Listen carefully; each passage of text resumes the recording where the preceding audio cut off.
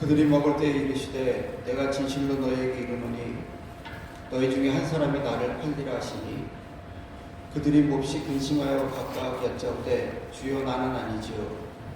대답하여 이르시되 나와 함께 그릇에 손을 넣는 그가 나를 팔리라. 인자는 자기에 대하여 괴롭된 대로 가거니와 인자를 파는 그 사람에게는 화가 있으리로다. 그 사람은 차라리 태어나지 아니하였더라면 제게 좋을 뻔하였느니라. 예수를 파는 유다가 대답하여 이르되 랍비여 나는 아니지요. 대답하시되 내가 말하였도다 하시니라. 그들이 먹을 때에 예수께서 떡을 가지사 축복하시고 떼어 제자들에게 주시며 이르시되 받아 먹으라 이것은 내 몸이니라 하시고 또 잔을 가지사 감사기도 하시고 그들에게 주시며 이르시되 너희가 다 이것을 마시라. 이것은 죄 사함을 얻게 하려고 많은 사람을 위하여 흘린 바 나의 피 곧 언약의 피니라. 그러나 너희에게 이르노니 내가 포도나무에서 난 것을 이제부터 내 아버지의 나라에서 새 것으로 너희와 함께 마시는 날까지 마시지 아니하리라 하시니라. 이에 그들이 찬미하고 감람산으로 나아가니라. 그때 예수께서 제자들에게 이르시되 오늘 밤에 너희가 다 나를 버리리라. 기록된 바 내가 목자를 치리니 양의 떼가 흩어지리라 하였느니라. 그러나 내가 살아난 후에 너희보다 먼저 갈릴리로 가리라.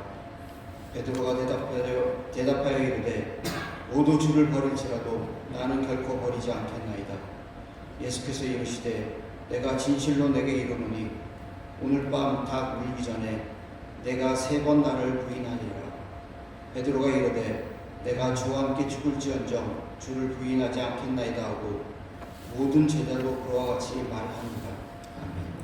네, 이 시간에는 교육 부회장이시면서 토론토 강민교회 담임 목사이신 김주영 목사님께서 매일매일 경험되는 부활이라는 제목으로 말씀 전해 주시겠습니다. 초대교회 부활절 인사는 이렇게 시작되었습니다. 인도자가 이렇게 선포합니다. 그리스도께서 부활하셨습니다 라고 하면은 회중은 그리스도께서 참으로 부활하셨습니다, 영어로 표현하면 indeed 그 표현을 강하게 넣고 함께 고백합니다. 자, 우리도 한번 실습을 해볼까요? 그리스도께서 부활하셨습니다. 아멘. 예. 죽음을 이기시고 부활하신 그리스도의 생명과 은총, 이 놀라운 은혜가 여러분 모두에게 함께하길 축복합니다. 예. 오늘 요한 목사님께서 순서를 맡으셔서 사회를 봐주셨는데요. 원래는 목사님께서 설교를 하고 제가 사회를 봐야 되는데 이렇게 목사님께서 양보해 주시고 그래서 이 자리에 서게 되었습니다. 제가 먼저 인사를 드리겠습니다. 부활절 예배를 위해서 장소를 허락하시고 함께 하시게 되었던 토론토 소금과 빛 영광교회 목사님과 모든 교우들께 감사를 드립니다. 우리 기독교 신앙의 가장 큰 두 핵심은 성탄의 축복과 또 하나는 부활의 은총입니다. 하나님이 사람이 되셔서 인간의 몸으로 오셨는데 각장 낮고 천한 자리로 오셔서 우리의 눈물과 아픔, 고통을 헤아려 주셨다라고 하는 성탄의 축복과 우리의 모든 죄와 저주를 해결하기 위하여서 십자가 위에서 멸시와 천대, 조롱당하시고 죽으셨지만은 사흘 만에 부활하셨다라고 하는 생명의 기쁜 소식은 우리 믿음의 기초이자 든든한 골격을 이루어 가고 있습니다. 성탄도 그렇지만 예수 그리스도의 부활의 은총은 항상 두 가지로 나눠야 합니다. 하나는 선포, 프로크레임입니다. 이것은 역사적인 사실의 문제에 대한 담대하고도 분명한 신앙 고백과 선포인 것입니다. 예수 그리스도께서 우리의 죄를 대속하시기 위해서 십자가의 희생제물이 되셔서 죽으셨으나 사흘 만에 다시 살아나셔서 저와 여러분을 구원하셨고 영원한 생명과 기쁨을 허락하여 주셨습니다. 할렐루야. 이 고백은 선포인 것입니다. 상대방이 듣거나 안 듣거나 우리 상대방이라고 하는 것은 믿지 않는 세상이 듣거나 듣지 않거나 믿거나 믿지 않거나 결코 양보할 수 없고 타협할 수 없는 우리 기독교 신앙의 영원한 신앙 고백인 것입니다. 사실의 문제인 것이죠. 또 한 가지는 메시지 프리칭입니다. 예수 그리스도의 부활의 은혜와 의미를 우리의 신앙과 삶의 자리 가운데서 적용하게 되고 실천하게 되는 의미의 문제인 것입니다. 부활의 능력을 우리의 삶 속에서 실천하고 적용하여서 오늘의 메시지, 즉 내 신앙과 삶의 메시지로 풀어 해석하며 사는 모습인 것입니다. 그래서 우리는 항상 부활로 살아가야 합니다. 그래서 부활의 선포에만 강조하게 되면은 역사적인 사실과 학문적인 입증에만 수고를 하게 되는 것입니다. 또 한편으로는 부활의 의미만을 강조하게 되면은 오늘 우리의 신앙과 삶에 대하여서 어떻게 적용하고 해석하며 풀어나가는가에 대하여서도 이렇게 지나치게 강조하게 됩니다. 최근에 올해도 이 문제를 가지고서 신학자들이 이렇게 논쟁을 붙게 되게 되는데요. 한쪽에만 강조되고 치우치게 되면은 온전한 부활신앙의 고백이라 할 수 없을 것입니다. 이 모든 것들을 우리가 함께 경험해야 할 것입니다. 오늘 본문의 말씀은 사실은 고난주간에 보아야 될 말씀이기도 합니다. 예수님께서 성만찬이 되었던 최후의 만찬을 제자들과 함께 나누신 후의 모습들인 것입니다. 예수님께서 먼저 하나의 예언을 하시게 됩니다. 너희들 가운데 나를 팔아버릴 자가 있을 것이다 라고 예언하시게 됩니다. 이 사람이 누군지 여러분 잘 아시죠? 가룟 유다입니다. 또 한 가지의 예언을 이루어지게 될 것을 말씀하십니다. 오늘 31절 말씀해 보게 되면은 제자들이 오늘 밤에 다 나를 버릴 것이다 라고 말씀하실 것입니다.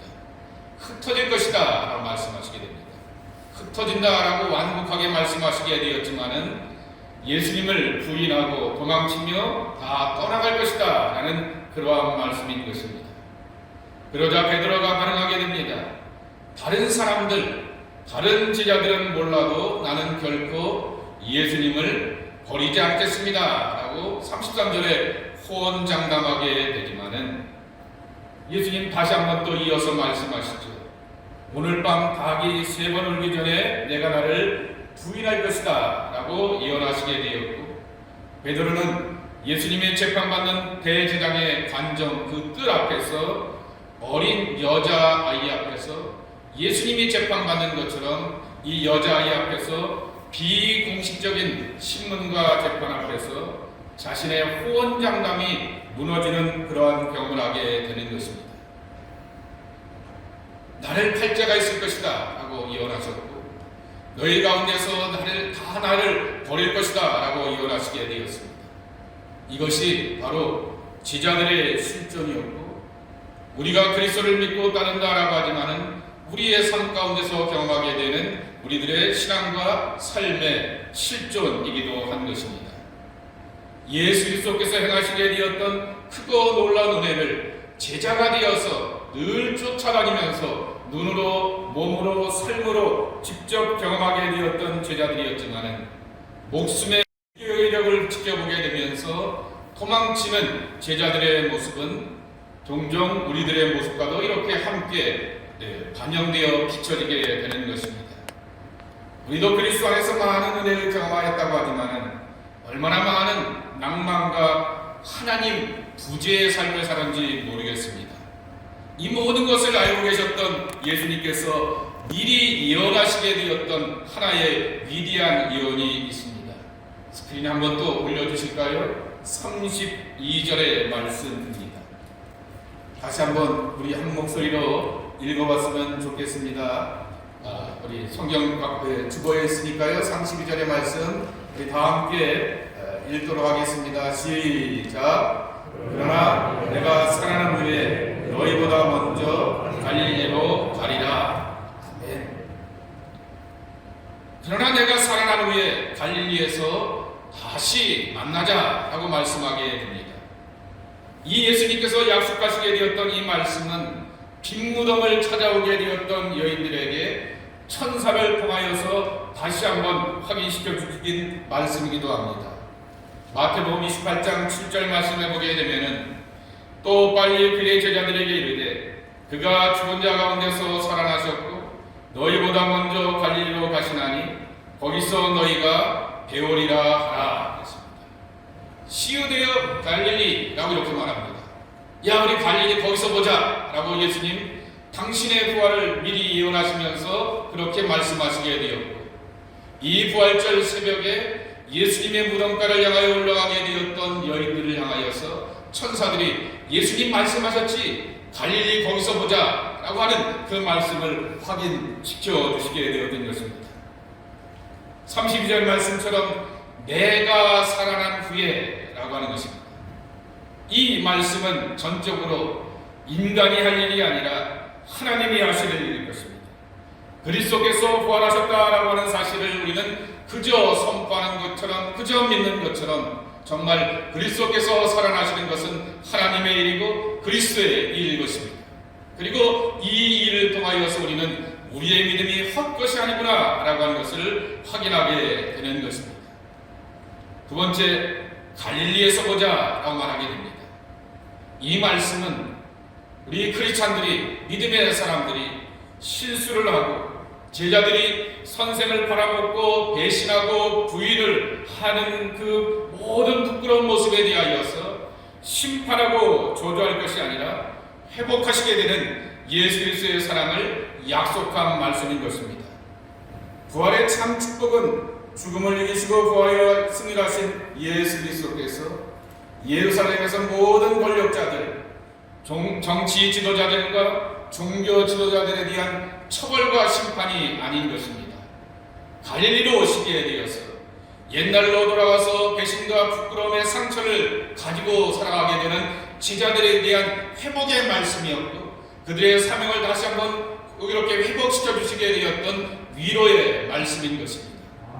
그러기에 우리가 우리의 갈릴리에서 주님을 만난다라고 하는 것은 바로 그리스도 안에서 다시 한번 회복되어서 부활의 주님과 함께 오늘의 삶 가운데서 매일매일의 부활을 경험하는 축복이라 할 것입니다.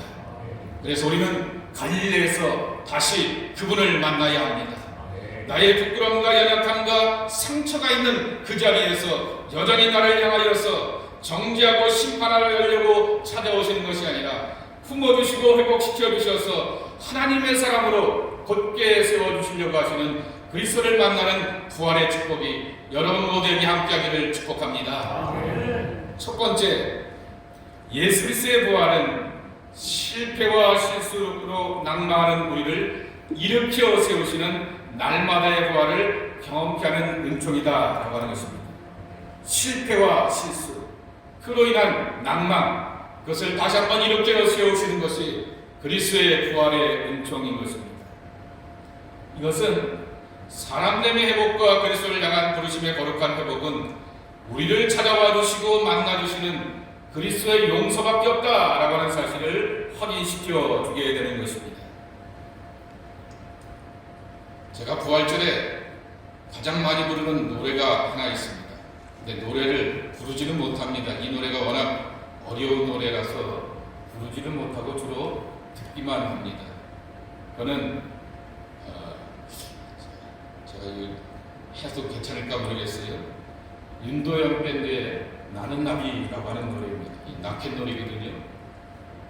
한번 들어보시기 바랍니다. 오늘 가시다가 한번 들어보시면 이게 저 목사가 이렇게 낙켓 노래 나는 나비라고 하는 노래를 부를까 합니다. 다행히 최근에 보게 되니까 이게 4부 합창곡으로도 나오게 되었더라고요. 그래서 내년쯤에는 우리 교회 찬양팀을 찬양대회에 한번 부탁을 해서 한번 불러왔으면 좋겠는데요. 이 나는 나비라고 하는 이 윤도현 밴드의 노래를 보게 되면은 이 작사가는 박태희라고 하는 교회의 안수 집사입니다. 그러니까 좀 안심하도 될 것 같습니다. 윤도현 밴드에 보게 되면은 이 서브 보컬을 하는 사람이 하나 있어요. 가끔 가다 보게 되면은 베이스 기타를 치면서 이렇게 얼굴을 디미는 사람이 하나 있어요. 머리를 파마하고. 근데 교회의 안수 집사인 것입니다. 그 노래 가사에 보게 되면은 영어 후렴 부분에 보게 되면은 God save me라고 하면서 내가 정말 날개를 활짝 펴고 멀리 날아가려고 하더라도 하나님 나를 구원해 주셔야 됩니다 라고 하는 그런 가사가 아주 노골적으로 영어로 이렇게 나와 있는 고백이 있게 되는 것입니다. 우리 부활절의 상징 중에 하나가 바로 나비 아니겠습니까? 애벌레가 변하여서 나비가 되는 존재론적인 변화를 경험하게 되는 것이 바로 이 애벌레에서의 나비의 그러한 상징이라고 하는 것입니다. 부활의 은총은 나를 더 이상 어둠의 자녀, 어둠의 자식이 아니라 좌절과 실수, 낭망의 자식이 아니라 회복과 소망 가운데 살아가는 약속의 자녀로 굳게 세워주게 되는 것입니다. 이게 부활의 축복인 것이죠. 이것이 바로 그리스도 안에서 우리의 존재론적인 변화인 것입니다. 애벌레가 변하여서 나비가 되지만은 이 노래 가사에 보게 되면은 거미를 피하여서 사마귀를 피하여서 사랑하는 바람과 비를 피하여서 라고 그렇게 나오게 됩니다. 그렇지 않습니까? 나비에게는 거미가 엄청난 대적인 것처럼 사마귀가 엄청난 그를 향하여서 천적인 것처럼 예수 그리스도 안에서 구원을 경험하게 되었던 우리지만은 여전히 우리의 삶 가운데는 인생의 사마귀, 인생의 거미, 인생의 사람 바람이 세차게 불어오게 되는 것입니다. 그러나 이러한 연약한 가운데서 갈릴리의 제자들을 찾아와 주셨던 주님께서는 그 옛날 2000년에 찾아온 것으로 대치 끝난 것이 아니라 오늘도 찾아와 주십니다. 내일도 찾아와 주실 것입니다. 그 다음날도 찾아와 주실 것입니다. 우리의 삶 가운데서 연약함을 경험하게 되지만 여전히 우리를 찾아와 주셔서 날마다 우리의 삶 가운데서 그리스도 안에서 회복과 소망을 가지고서 담대하게 살게 하여 주실 것입니다. 그것이 매일매일 그리스도 안에서 경험하게 되는 날마다의 부활의 은총이라고 하는 것입니다. 두 번째로는 부활을 경험하며 산다라고 하는 말씀은 우리의 눈과 삶의 지경이 주님의 시각과 안목으로 넓혀지고 조정당하는 경험을 하게 하는 것입니다. 우리 신앙은 이 땅에서 하나님의 나라를 경험하면서 영원한 하나님의 나라를 향하여 기대하며 앞으로 소망을 갖고 살아가는 삶이라 말할 수 있을 것입니다. 순례자의 여정인 것이죠. 순례자는 나그네와 같이 헤매는 것이 아니라 한 곳을 향하여서 한 방향을 향해서 가게 되는 것입니다. 영원한 하나님의 나라, 하나님의 도성인 것이죠. 그런데 우리는 오늘의 삶 가운데서도 우리는 하나님의 나라를 경험하며 살 수 있는 것입니다.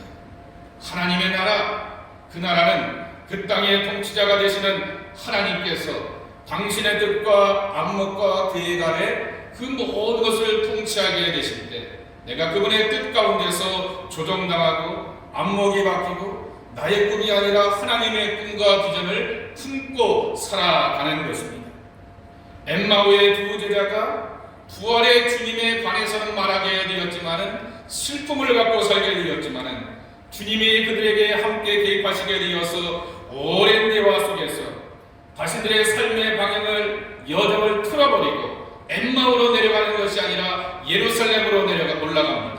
핍박과 혼란과 고난이 기다리고 있게 되지만은 그리스도께서 우리에게 부활하셨습니다라고 하는 그러한 담대함을 가지고서 방향을 틀고 시각을 조정하여서 올라가게 되듯이 다시 그리스도 예수를 향한 헌신과 사명을 갖고 살아가게 되는 것이 부활을 경험하게 되었던 하나님의 사람들의 모습인 것입니다. 골로새서 3장 1절서부터 4절에 보게 되면 이런 말씀이 있습니다. 그러므로 너희가 그리스도와 함께 다시 살리심을 받았으면 위의 것을 찾으라. 거기는 그리스도께서 하나님 우편에 앉아 계시느니라. 위의 것을 생각하고 땅의 것을 생각하지 말라. 이는 너희가 죽었고 너희 생명이 그리스도와 함께 하나님 안에서 감춰졌습니다. 우리의 생명이신 그리스도께서 나타나실 그때에 너희도 그와 함께 영광 중에 나타나리라 그랬습니다. 우리 모두는 영광 중에 그리스도와 함께 나타나기를 소망하게 됩니다. 근데 그 과정 가운데서 우리에게 필요한 것은 위의 것이라고 하는 것이죠. 부활의 가치와 부활의 생명과 부활하셔서 하늘나라의 생명과 은혜를 주시게 되었던 하나님의 마음과 하나님의 뜻과 하나님의 계획으로서 내가 삶을 살아가는 그러한 살리심의 사람이 되어야 한다라고 하는 것입니다. 제가 감리교 목사인데요, 감리교 이야기를 좀 하겠습니다. 요새 에즈베리 이야기 많이 아시죠? 에즈베리가 원래는 사람인 거 알고 계시죠?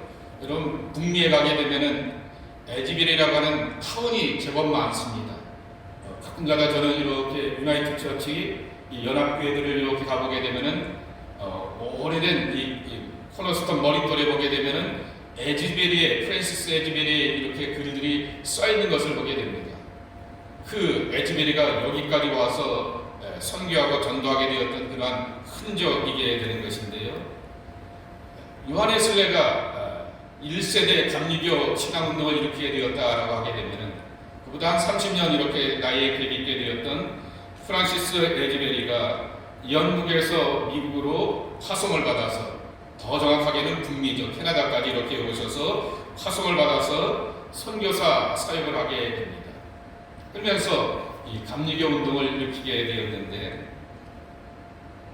둘 사이에 오해가 생기게 되었습니다. 어떤 문제로 그랬냐고 하면은 그때 당시 미국이 독립운동을 펼치게 되었던 것입니다. 그런데 영국 사람이었던 이 요한 웨슬레는 이 미국의 독립운동에 대하여서 마땅치 않게 여기게 되었던 것입니다. 그런데 여기서 이렇게 삶을 거들고 뼈를 묻게 되었던 프란시스 에즈베리가 보게 되니까 이 미국의 독립운동은 마땅하다라고 하는 것으로 이렇게 생각이 되었던 것이죠. 그러면서 어떤 흐름이 있게 되냐고 하면은 영국과의 이 감리교 관계를 끊고 자생적인 미국 감리교, 북미 감리교를 세워보려고 노력을 하게 되는 것입니다. 그리고는 저 볼티모어에 가게 되면 그 교회가 있는데요, 그 교회에 가게 되어서 첫 번째 연회를 열게 되는 것입니다. 연회를 열게 되면 여기 장로교 보는 분들이 대부분이시지만은 노예가 여러 번 있는 것처럼, 노예가 있고 총회가 있는 것처럼 감리교회는 지방회가 있고 그 다음에 연회가 있습니다. 그래서 이 지방회를 관할하는 사람을 감리사라 부르게 되고 그 위에 행정기관을 관리하는 사람을 비숍, 감독이라고 이렇게 붙이게 되게 되는데 처음 그는 감리사가 되었던 것입니다. 그래서 감리사로 영국교회에서 할 수 없이 파송하게 되었습니다. 근데 그가 이 프란시스 에즈베리가 감독처럼 행세를 하게 됩니다. 왜냐하면 여기 감독이었기 때문에 목사를 향하여서 안수를 주고 파송하는 그 문제를 향하여서 본인이 다 해결하려고 하게 되었던 것이죠. 이 소문을 요한 웨슬레가 듣게 되자 저것이라고 하는 게 프란시스 에즈베리입니다. 권력과 욕심에 눈이 어두워서 그렇게 자리를 탐하게 되고 감리사였는데 감독 행세를 한다라고 하는 엄청난 편견을 갖게 되었습니다. 그러나 프란시스의 그런 마음, 에즈베리의 마음은 그것이 아니라 이 목사들을 많이 파송하여서 북미 전역을 향하여서 복음을 전하려고 하게 되었던 그러한 관계 속에서 오게 되었던 오해인 것입니다. 두 번째로는 요한 웨슬레가 또 서운해하게 되었던 것 가운데 하나가 노예 해방운동이 하나 있게 되었던 것입니다. 그런데 이 노예 해방운동에 대하여서, 흑인 해방운동에 대하여서 프란시스 에즈베리가 입을 꾹 다물고 침묵을 하게 되었던 것입니다. 그 이유는 남부에 부흥하는 교회들 때문이었던 것입니다. 남부의 엄청난 그러한 교회들은 노예를 여전히 부리지만은 그러나 교회 안에서 많은 부흥을 이루고 있었기 때문에 프란시스 에즈베리는 입을 다물고 있게 되었던 것이죠. 그랬더니 요한 웨슬레는 복음의 실천을 제대로 하지 못한다라고 하는 그러한 선입견과 판단을 가지고서 그렇게 에즈베리를 향하여서 이렇게 낙인을 찍고 불편한 마음을 갖게 되었던 것입니다.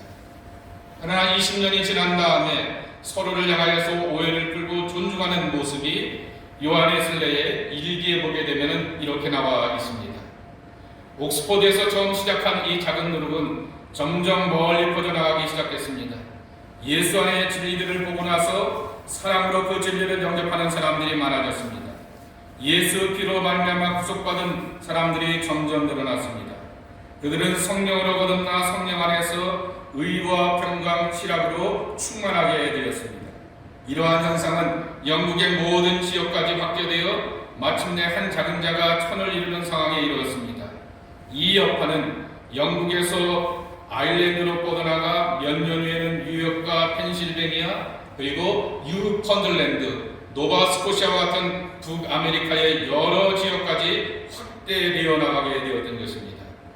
그리하여 처음 이 겨자씨는 모든 씨보다 작은 것이었으나 몇 년이 지나자 커다란 나무로 자라 큰 나무를 이루게 되었던 것입니다.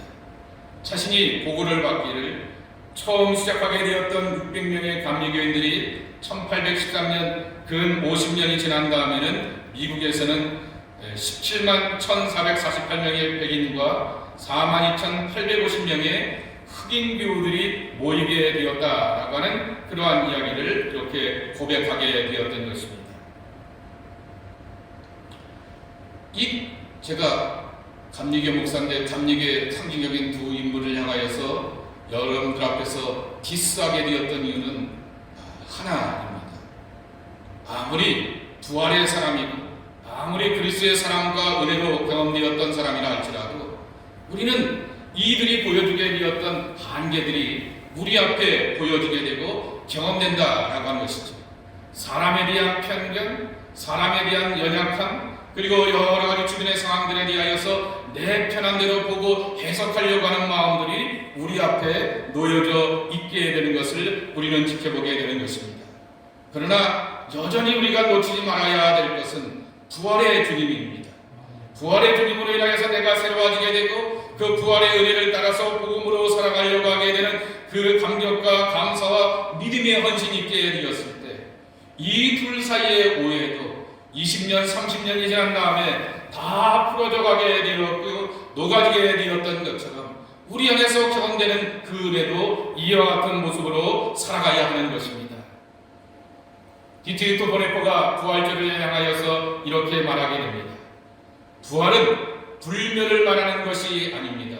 그것은 진짜 죽음인 사망으로부터 육체와 영혼의 죽음으로부터 온 인류의 죽음으로부터 하나님의 능력의 행사에 힘입어서 우리가 살아나는 것을 말하게 되는 것입니다.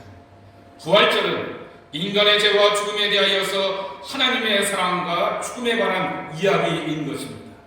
그분이 우리를 사랑하여서 죽으셨고 그분이 우리를 사랑하여 주셔서 우리 가운데 찾아와 주셨다라고 하는 것입니다. 부활절이 말하는 것은 영원한 하나님의 능력의 행사이지 자연 속에 내재하는 법칙이 아닌 것입니다. 우리의 삶의 의지와 뜻의 그러한 마음과 결단도 결코 아니라고 하는 것입니다. 부활절은 죄 지은 인류에 대한 하나님의 긍정이라고 하는 것입니다.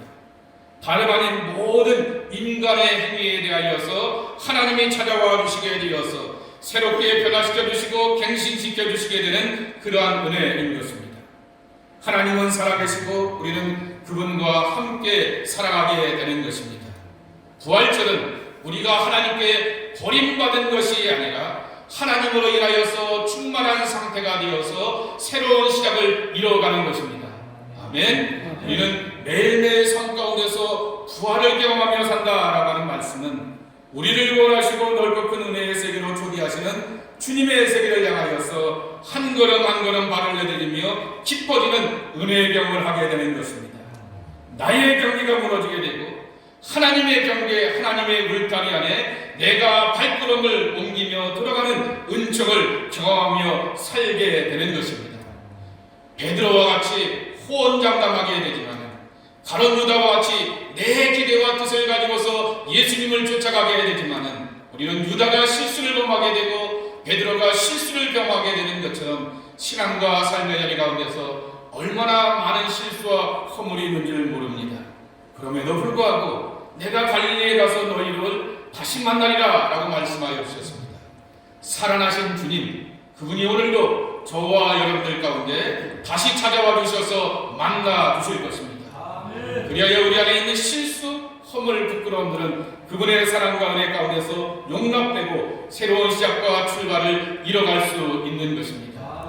예수 그리스도의 부활과 생명이 여러분 모두에게 놀라운 은총으로 함께 하시기를 주의 이름으로 간절히 축복합니다. 아버지 하나님 감사합니다. 부활의 참 생명과 은총 그것을 얻고 누려가는 하나님의 사람들이 우리 모두가 되게 하여 주시옵소서. 나로 하여금 그리스도 안에서 부활하는 생명과 소망의 사람 되게 하여 주옵소서. 예수님의 이름으로 간절히 축복하고 기도하옵나이다.